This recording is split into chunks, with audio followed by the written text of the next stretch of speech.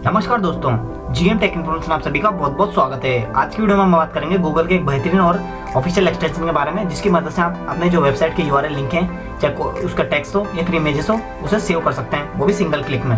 आइए स्टार्ट करते हैं, ये भी बिना किसी सॉफ्टवेयर की मदद से। और आज हम जिस एक्सटेंशन की बात करेंगे गूगल का ऑफिशियल एक्सटेंशन है, जो गूगल ने खुद ने प्रोड्यूस किया है। तो आइए स्टार्ट करते हैं। आपको सिंपली करना क्या है, सबसे पहले आप गूगल क्रोम ओपन कर लीजिए।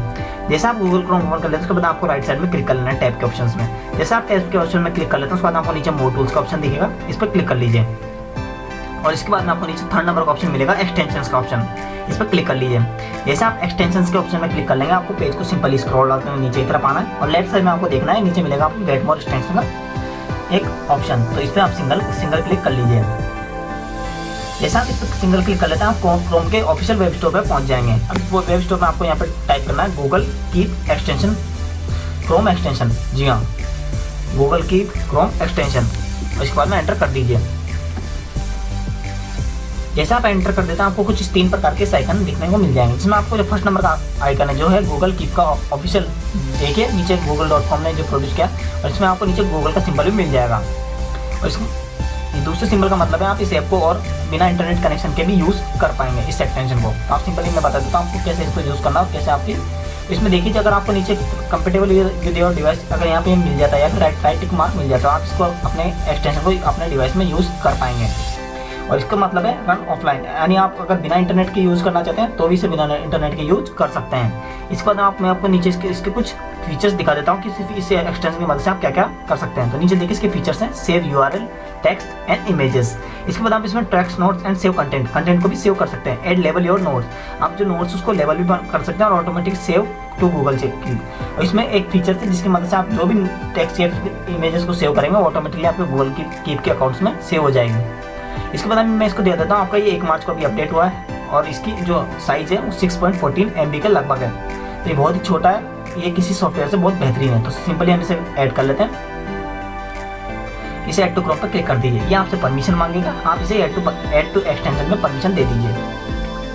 जैसे आप इसे परमिशन दे देते हैं, ये स्टार्ट हो चुका है, देखिए नीचे यहाँ पे ये स्टार्ट हो चुका है डाउनलोडिंग होना। तो इसे 3 या 4 सेकंड के लगभग का डाउनलोडिंग टाइम लगेगा। अगर आपकी इंटरनेट की स्पीड अच्छी है तो बहुत ही जल्दी हो जाएगा, क्योंकि लगभग ये 6 MB के लगभग का एक एक्सटेंशन है, जो बहुत ही मददगार और यूजफुल साबित होता है अगर हमें किसी का यूआरएल और इमेज को सेव करना है। माफ कीजिए, मेरा थोड़ा इंटरनेट थोड़ा स्लो चल रहा है इस टाइम पे, तो मुझे टाइम लग रहा है, फिर भी हो जाएगा।